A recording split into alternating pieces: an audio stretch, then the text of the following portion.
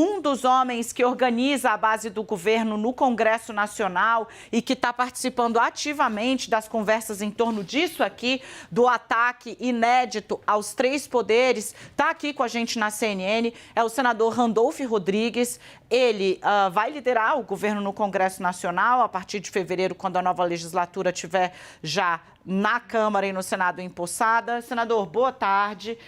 O senhor está aí trabalhando freneticamente. A gente vê agora algumas tentativas de alcançar Bolsonaro no exterior para que ele fale sobre esse assunto. Alcançar também o secretário de Segurança que foi demitido ontem de Brasília, Anderson Torres, que era ministro da Justiça e aliadíssimo de Bolsonaro pela leniência com que a polícia tratou esses terroristas. Também uma tentativa de entender por que o governo do Distrito Federal reduziu a vigilância e não acatou os pedidos de reforço de segurança que foram feitos não só pelo governo federal, mas também pelo Supremo Tribunal Federal. Qual é o papel do Congresso nisso? Em especial no Senado, a gente já sabe que tem 2 CPIs com assinatura para poderem ser instaladas. Boa tarde. Boa tarde, Dani. Boa tarde a todos os telespectadores da CNN. O papel do Congresso Nacional e de qualquer democrata nesse momento é buscar a culpa objetiva e subjetiva dos atos terroristas do dia de ontem. A data de ontem, Dani, lamentavelmente vai passar para a história como o dia da infâmia. O ataque de ontem não foi simplesmente um ataque aos prédios do Congresso Nacional, à Suprema Corte Brasileira e ao Palácio do Planalto. Foi um ataque à democracia brasileira e, em primeira análise, um ataque à própria nação brasileira. Este ataque não pode ficar impune. Ainda ontem, Dani, eu acompanhei todos os desdobramentos desde as primeiras horas e das primeiras notícias que nós tivemos. Fui até o Palácio do Planalto receber o presidente da República lá, que se deslocou de imediato e tomou as primeiras providências devidas em decorrência, dos atentados terroristas que estavam em curso. No Palácio do Planalto eu vi, naquele momento, um cenário de total devastação. Dani, para você ter ideia, foram destruídas obras de arte de Portinari, de Di Cavalcanti, foram destruídos. Foi destruído e inutilizado um relógio presenteado por reis europeus a Dom João VI, com mais de 230 anos. Uma das peças que antecede a nossa fundação enquanto nação. Só para citar alguns exemplos. De lá, acompanhei também o presidente da República em uma visita ao prédio do Supremo Tribunal Federal.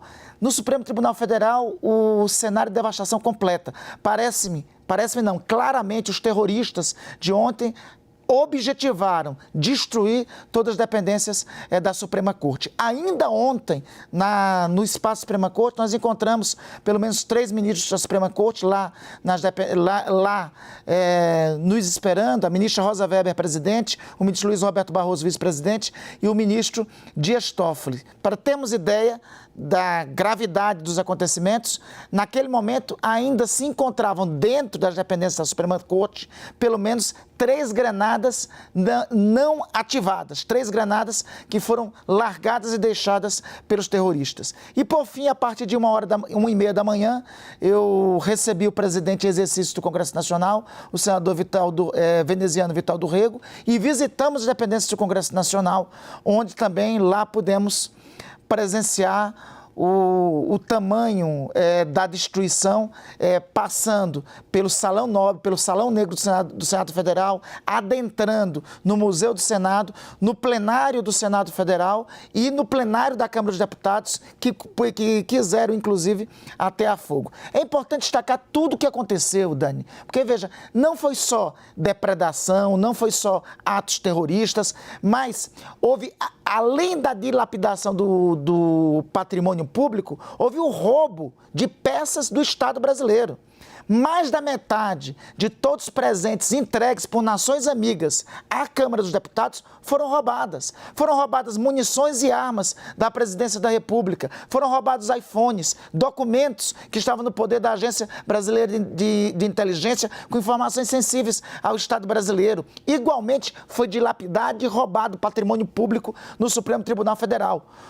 Os atos de ontem foram atos praticados por terroristas e ladrões. terroristas, bandidos que procuraram Senador, não somente lapidar o patrimônio público, mas também, junto com isso, se apossar de bens públicos. Senador, eu vou interromper o senhor, porque assim, eu acho que a gente precisa, quanto mais a gente fatiar, mais claro fica. Senador, a informação que o senhor nos dá aqui hoje é muito grave, 3 granadas encontradas. No STF, 3. No Congresso Nacional, 2. 2 granadas no Congresso, 3 granadas no Supremo Tribunal Federal. Ou seja, senador, o que fica claro é que, além de tudo, né, essas pessoas viajaram até a capital federal, porque houve, como a gente estava contando aqui, eu não sei se o senhor conseguiu ouvir, a ANTT avisou o governo que havia um volume incomum de fretamento de ônibus para a capital federal. Esses ônibus transitaram nas rodovias do país com armamento pesado, bélico mesmo, e chegaram em Brasília sem qualquer tipo de dificuldade, primeiro no quartel-general do Exército e depois descendo a esplanada com esse material. Olha o tamanho do risco. 3 granadas no Supremo e 2 no Congresso Nacional. Dani, granadas é um dos equipamentos que eles possuíam. Todos os terroristas estavam armados com machadinhas, com facas e um com armamentos e munição, e com armamento letal e munição, fora as granadas. O ato era um ato preparado para tomar de assalto os poderes da República e para desencadear em conflito armado, Eu quero aqui destacar a atuação, se por um lado nós tivemos a omissão do governo do Distrito Federal, por outro lado, eu quero destacar, sobretudo, nas dependências do Congresso Nacional, a atuação da Polícia Legislativa, que foi fundamental para conter a invasão. Se não tivesse ocorrido a atuação da Polícia Legislativa no Congresso Nacional, a destruição seria ainda maior. Os terroristas procuraram avançar sobre os gabinetes dos parlamentares, dos senadores e dos deputados federais e avançar sobre um espaço do Senado Federal onde estão outras obras de arte, onde estão as dependências do antigo Senado, que foi localizado no Palácio Mowry, no Rio de Janeiro. Então, a atuação da Polícia Legislativa, que inclusive prendeu pelo menos 40 a 50 desses terroristas, foi fundamental para impedir que o rastro de destruição, pelo menos do Congresso Nacional, fosse maior. O que não foi possível ocorrer no Supremo Tribunal Federal. No Supremo Tribunal Federal, o cenário que nós vimos ontem, acompanhando o presidente Lula, era de devastação total e completa. Patrimônio dilapidado, um dos símbolos da justiça brasileira, a Têmis, a deusa da justiça, que fica na frente do Supremo Tribunal Federal, foi totalmente vandalizada, Isso não foi um ato à toa. Isso, para ter se concretizado, teve compliciamento, teve omissões e compliciamentos. Agora que a tentativa de golpe do dia de ontem foi frustrada, cabe aos democratas reagirem ao golpe e responsabilizar criminalmente todos aqueles que financiaram, participaram ou, de alguma forma, dirigiram e incentivaram os atos de ontem. Senador, eu vou tentar explorar um pouco mais aqui a presença do senhor, porque o senhor estava com o Lula ontem.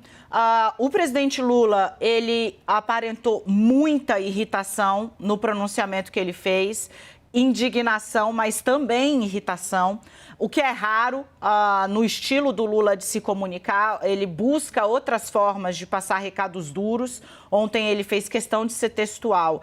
Eu queria que o senhor explicasse um pouco em que estado de espírito ele chega, quais foram as manifestações do Lula e pedido de tomada de providência que veio ali de bate-pronto, inclusive nessa reunião que o senhor presenciou ontem ainda no Supremo Tribunal Federal, em Frangalhos, ao lado da Rosa Weber, do Barroso e de um terceiro ministro que estava lá também com os senhores fazendo essa vistoria.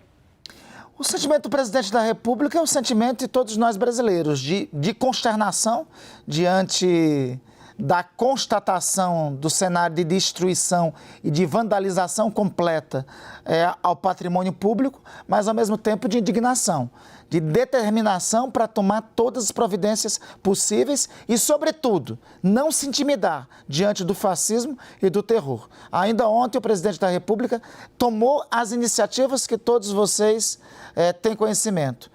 Tão logo acompanhou os primeiros atos de invasão, decretou a intervenção aqui na segurança pública do Distrito Federal, medida mais do que necessária, porque é importante destacarmos que já tinha ocorrido anteriormente, Dani, muito bem, com ampla cobertura da CNN, um ensaio dos atos de ontem, na data da diplomação do presidente da República, onde ocorreu uma completa omissão, já naquele momento, por parte do governo do Distrito Federal. Então, a primeira medida foi a intervenção na segurança pública do Distrito Federal. Logo em seguida, o presidente suspendeu uma visita que estava em curso na cidade de Araraquara, se dirigiu aqui para Brasília, foi ao Palácio do Planalto, em loco, ver o tamanho do estrago e da devastação que lá foi implementada. Em seguida, se comunicou com a presidente Rosa Weber, teve a notícia de que os ministros supremos estavam na Suprema Corte e, de imediato, se deslocou para a Suprema Corte e tomou as providências que você tinha conhecimento no dia de hoje.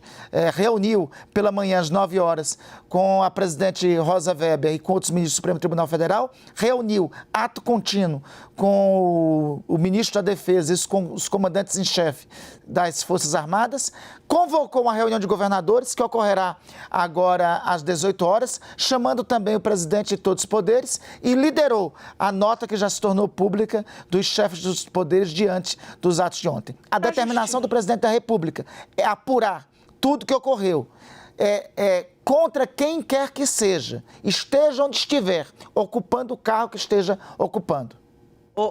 Então, partindo para essa parte da busca da responsabilização, que tipo de ações o senhor, seu partido, ou mesmo grupos, né, ali no Congresso estão articulando no Judiciário? A gente tratou aqui do pedido do Renan Calheiros, com quem o senhor anda trocando muita informação, para a extradição do Jair Bolsonaro. Há outras medidas em curso ou em estudo, senador?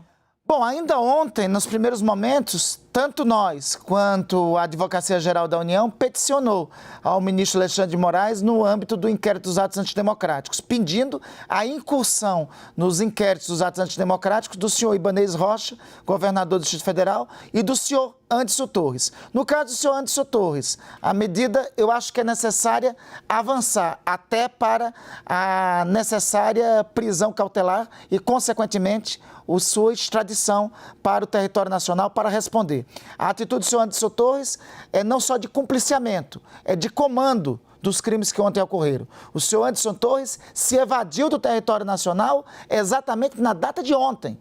Ou seja, tinha conhecimento dos fatos, não só não cumpriu o dever de agir como secretário de Segurança do Distrito Federal, é importante que se destaque. Não é à toa que onde nós estamos, a capital da República, tem a denominação comunidade federada de Distrito Federal. É porque a precípua das atribuições do governador do Distrito Federal é resguardar os chefes dos poderes da República e o poder da República. Essa missão precípua do governo do Distrito Federal ontem fracassou. Fracassou por omissão por parte de alguns. E fracassou, no nosso entender, não somente por omissão e leniência, mas por compliciamento da parte do então secretário de Justiça e Segurança Pública. Então, no caso do senhor Anderson Torres, eu considero inevitável que, como consequência das petições já encaminhadas ao Supremo Tribunal Federal, seja pedido a sua detenção e a devida extradição dele ao território nacional. Sem embargo de outras medidas, Dani.